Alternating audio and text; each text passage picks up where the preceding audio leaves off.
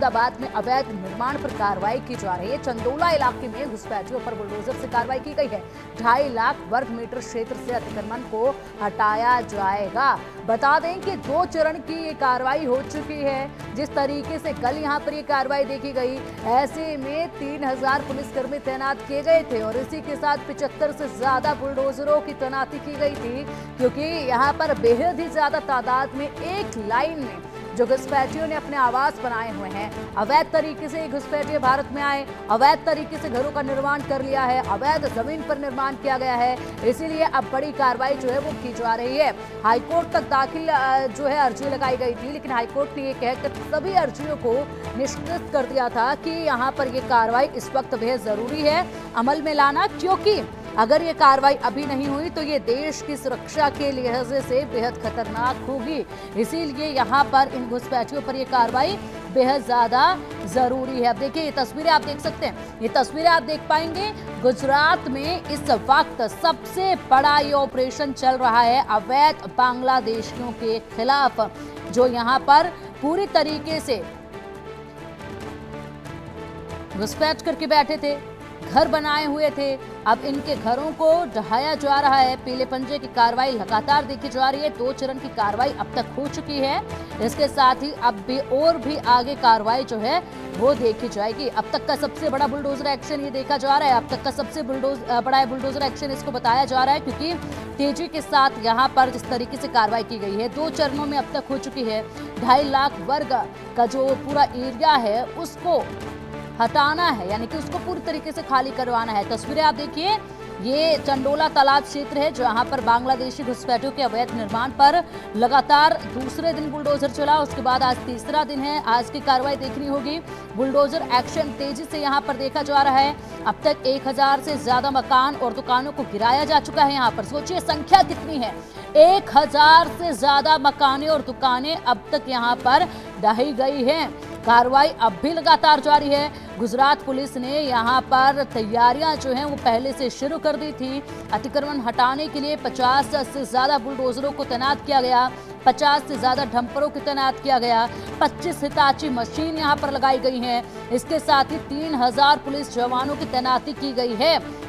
अब जिस तरीके से ये अतिक्रमण हटाने की कार्रवाई हो रही है, ये सुबह 6:30 बजे ही शुरू हो जाती है। कल के दिन भी देखा गया कि सुबह 6:30 बजे कार्रवाई शुरू हो गई। उसके बाद अब ये तस्वीरें आप देखेंगे, इंडिया न्यूज पर एक्सक्लूसिव तस्वीरें आपको एक बार फिर दिखा रहे हैं। यानी कि सुबह सवेरे ये कार्रवाई शुरू हो जाती है और दिन ढलने तक ये कार्रवाई लगातार जारी रहती है। इसीलिए तो अब तक 1000 से ज्यादा मकान और दुकानें जो हैं वो ध्वस्त कर दी गई हैं। अब चलिए इसी पर अधिक जानकारी के लिए हमारे सहयोगी जतिन रावल का रुख करेंगे। जतिन, फिलहाल क्या कुछ बड़ा अपडेट है, क्योंकि बुलडोजर की जो कार्रवाई देखी जा रही है अवैध अतिक्रमण पर, अवैध घुसपैठियों पर, जो बांग्लादेशी घुसपैठिए हैं उन पर जो कार्रवाई देखी जा रही है वो अब तक की सबसे बड़ी कार्रवाई है।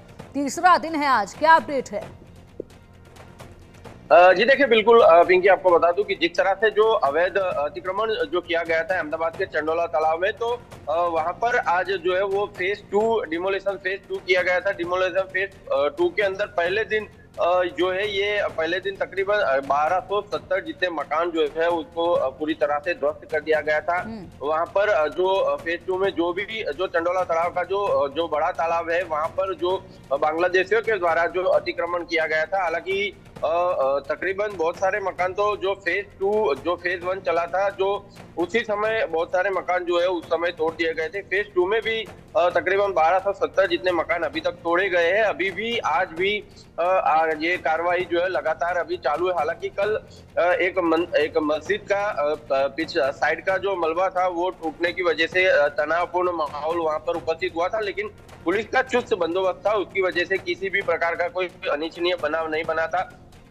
इसीलिए आज अब कल पूरे दिन उसको एहतियात से उसको साइड में रखा गया। आज उसको मस्जिद तकरीबन 8 जितने धार्मिक स्थल है, जिसमें मस्जिद भी है मंदिर भी है, आज उसको तोड़ने की कामगिरी जो है अभी 50 जेसीबी और हिटाची मशीनों के द्वारा की जानी। हालांकि ये काम कल ही हो जाता, लेकिन गर्मी बहुत ज्यादा थी कल और उसकी वजह से मशीनों में कुछ दिक्कतें आई थी, उसकी वजह से कल ये काम पूर्ण नहीं हो पाया था। तो आज फिर से तकरीबन 50 जितने जेसीबी और 25 जितने हिटाची मशीन है, उसके द्वारा ये कामगिरी आज लगातार फिर से शुरू की गई है। तकरीबन 3800 जितने पुलिसकर्मी वहां पर अभी उपस्थित है, तकरीबन 27 जितनी SRPF की टीम है वहां पर 9 जितने पीएसआई है, आज कल 8 पीएसआई थे, आज 1 पीएसआई और बढ़ा दिया गया है, 4 पीआई है, डीवाईएसपी भी है, एसीपी है, डीसीपी है।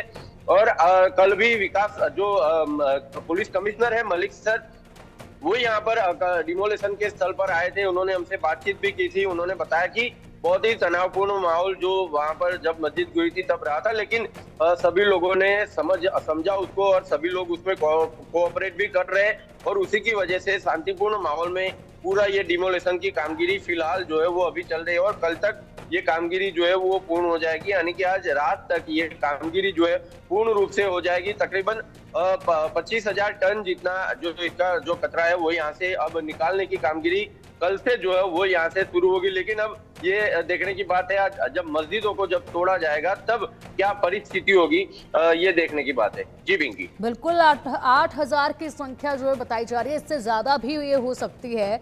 8,000 से ज्यादा अवैध निर्माणों पर ये कार्रवाई की गई है। क्या फिलहाल आसपास के लोगों का अब कहना है, क्योंकि जो ये कार्रवाई हुई है काफी लंबे समय से चल रही थी। पहला चरण जो इसका देखा गया था उसकी बात की जाए तो अप्रैल के अंतिम दिनों में 29 अप्रैल को ये पहला चरण हुआ था जो 5 दिनों तक चला।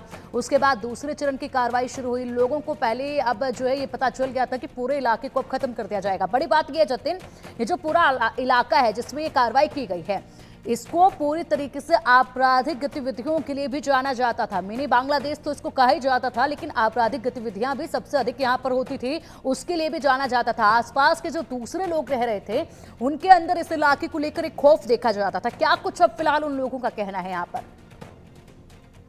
जी देखिए, बिल्कुल पिंकी, आपको बता दूं कि जिस तरह जो पहला जो 29 अप्रैल को जो पहला डिमोलिशन का जो फेज 1 हुआ था, वो पहलगाम की जो घटना हुई थी उसके बाद तुरंत इसका रिएक्शन यहाँ पर आया था और पहली 29 अप्रैल को ये पहला डिमोलिशन फेज 1 हुआ था। वहां पर भी उस समय भी लोगों के मकान वहां पर तोड़े गए थे, बहुत सारे मकान वहां पर तोड़े गए थे। लल्लू बिहारी नाम का जो व्यक्ति था जो कि बांग्लादेशियों को बांग्लादेश से यहाँ पर लाकर उसको यहाँ पर उनका जाली डॉक्यूमेंट, जाली दस्तावेज वगैरह बनाकर उसको यहाँ पर रहने की पूरी व्यवस्था वो करता था, उसके बदले वो उनसे पैसे लेता था। लेकिन अगर बात करें फिलहाल जो फेज 2 में भी जो अभी कल मकान जो तोड़े गए थे, उन बहुत सारे लोगों से हमने बातचीत की। उनको सारे लोगों को सरकार ने जो है वो फॉर्म दिए हुए हैं कि फॉर्म आप फिलअप करो। तकरीबन आपको जो ओडा का जो मकान बनता है, ओडा का मकान आपको 3.5 लाख में दिया जाएगा। उसका आपको जो EMI आएगा वो आपको पे करना होगा, लेकिन आपको पक्का मकान और जो आपको जो मकान है वो ओडा के अंदर आपको सुरक्षित रूप से जो है वो दे दिया जाएगा। लेकिन बात यह है कि जो भी लोग 10 साल से यहाँ पर निवास कर रहे हैं उन्हीं लोगों को यह मकान जो है वो दिया जाएगा। बहुत सारे ऐसे लोग भी कल पिंकी सामने आए थे जब हम लोग वहां पर ग्राउंड रिपोर्ट कर रहे थे कि जो 3 या 4 या 5 साल से रह रहे थे, तो ऐसे लोगों को अब मकान मिलना वो मुश्किल हो गया है। तो अब ऐसे लोगों का क्या होगा, क्योंकि वहां पर बहुत सारे लोगों बिल्कुल का जो जतिन इसी बीच एक जानकारी और मैं आपसे लेना चाहूंगी। जिस तरीके से आपने बताया कि यहाँ पर इन लोगों को कैसे बसाया जाता था, पैसे लिए जाते थे, बसाया जाता था, आपको ऐसा घर दिला देंगे, ऐसी दुकान दिला देंगे। इसमें एक नाम है जो प्रमुखता से सामने आया है और वो जो नाम है वो लल्ला बिहारी का नाम है। ऐसे में कहा जा रहा है कि सबसे ज्यादा बड़ा नेटवर्क वही चला रहा था, यानी कि लल्ला बिहारी जो है वो सबसे ज्यादा उसका किरदार इसमें सामने आया, जिसने सबसे ज्यादा बांग्लादेशियों को यहाँ बसाया है। मोटी रकम लेता था, उनको यहाँ पर फर्जी डॉक्यूमेंट और तमाम रहने की सुविधाएं देकर बसाता था। और ये लल्ला बिहारी जो है वो अजमेर का रहने वाला बताया गया है। जी बिल्कुल पिंकी, लल्ला बिहारी जो था वो अजमेर का रहने वाला बताया गया था। उसका नाम मोहम्मद यूसुफ पठान है, लेकिन वो लल्ला बिहारी के नाम से वहां पर बहुत समय से रह रहा था। वो जाली जो डॉक्यूमेंट वो बनाता था, उसमें वो कॉर्पोरेटर अहमदाबाद के जो कॉर्पोरेटर है शहजाद पठान, उनका लेटर वो वहां पर लगाता था। लेकिन शहजाद पठान से जब इस बारे में पूछताछ की गई, उसने बताया कि मुझे वो अभी इस बारे में कुछ पता नहीं है, क्योंकि हो सकता है कि ये डॉक्यूमेंट जो थे वो सारे कॉर्पोरेटर के जाली डॉक्यूमेंट भी उसने शायद लल्ला बिहारी ने बनाया। उसकी भी अभी पूछताछ चल रही है। लल्ला जो शहजाद पठान है वो अभी अहमदाबाद म्युनिसिपल कॉर्पोरेशन के विपक्ष के नेता है, यानी कि उनके द्वारा तो ये बताया गया कि अभी वो जो है वो पूरी तरह से इसमें कहीं भी उनको ये पूरी जानकारी नहीं है। लेकिन और भी बहुत सारे कॉर्पोरेटरों के लेटर भी ये जो लल्ला बिहारी का जब फार्म हाउस जो ध्वस्त किया गया था, वहां से बहुत सारे डॉक्यूमेंट जो है वो वहां पर जब मिले गए थे, दस्तावेज बहुत सारे जाली मिले गए थे, डॉक्यूमेंट जाली वहां से मिले गए थे।